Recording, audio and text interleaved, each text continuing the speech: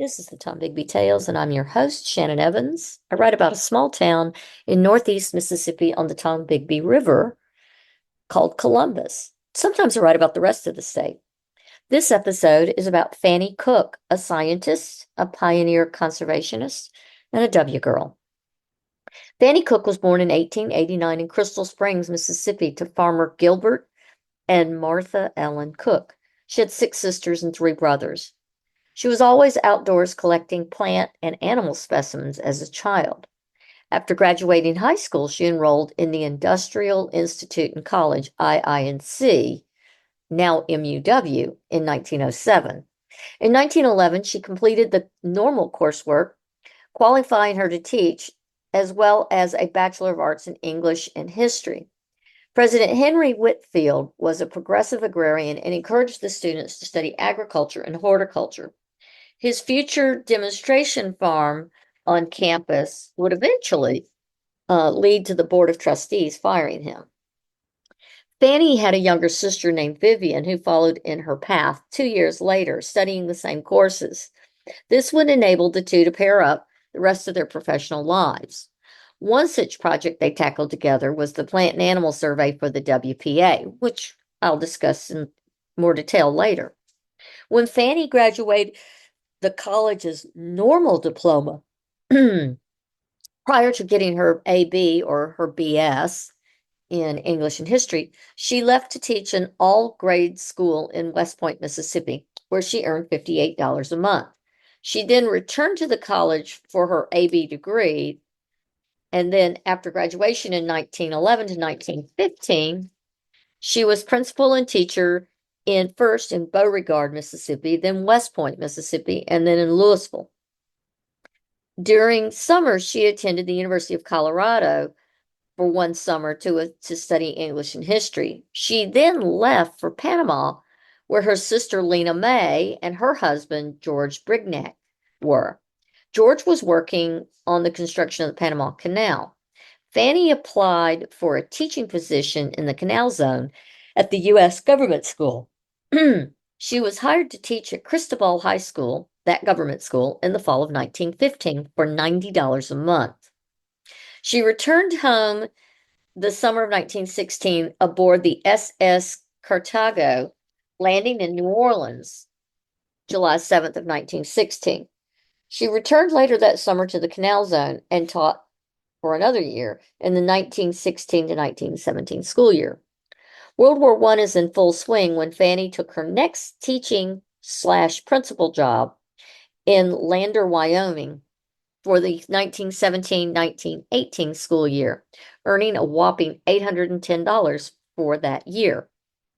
She left for work after that in Washington, D.C. after the term was complete, where she would earn $1,200 a year as a clerk in the office of the IRS. Her move to D.C. connected her to a sister, Lenny, in the War Department, sister Vivian in the post office, and Panama Canal Zone brother-in-law, George Brignac, in the mechanical department. Fannye, Lenny, and Vivian all lived together, first at 39 Q Street in Washington, D.C. They then lived at 104 Woodley Apartments in D.C., and by 1922, they lived at 1319 N Street Northwest, where she worked at the Smithsonian. While living in D.C., she did good work in ornithology, grad work in ornithology at George Washington University, but never earned her master's degree. Fannye left Washington and her master's degree work and the Smithsonian behind in 1926 and returned home to Mississippi. She took umbrage with Mississippi's existing county-by-county system of game and fish conservation upon return home. Of course, it also had a mostly non-existent law enforcement arm at that time as well. She was equally disgusted by that. So she formed the Mississippi Association of the Conservation of Wildlife to lobby anyone who would listen on the need to reform game laws. She traveled the state speaking to politicians, garden clubs, and civic organizations on the need for game law reform using her personal collection of flora and fauna to create evocative exhibits that demonstrated their need for protection. She even had a 1926 Mississippi State exhibit at the state fair.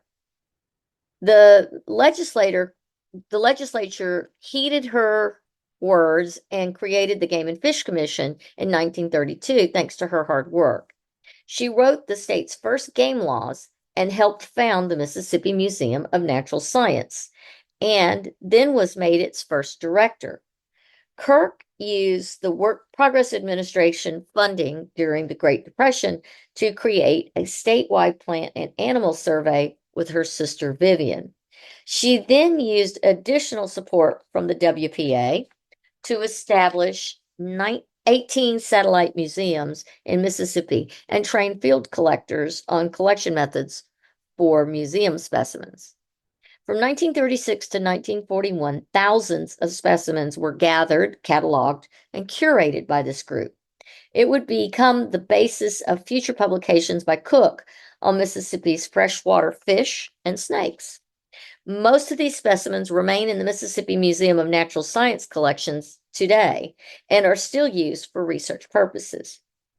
Cook would remain the director at the State Wildlife Museum for 20 years, retiring in 1958 at age 69.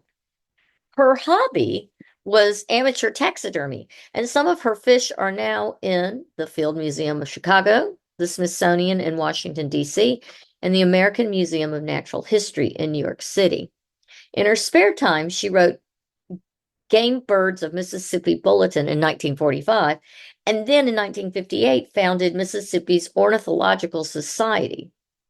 She boarded at author and fellow W girl Eudora Welty's home for about 15 years, and it is thought that Cook was the inspiration for Welty's novel Losing Battles.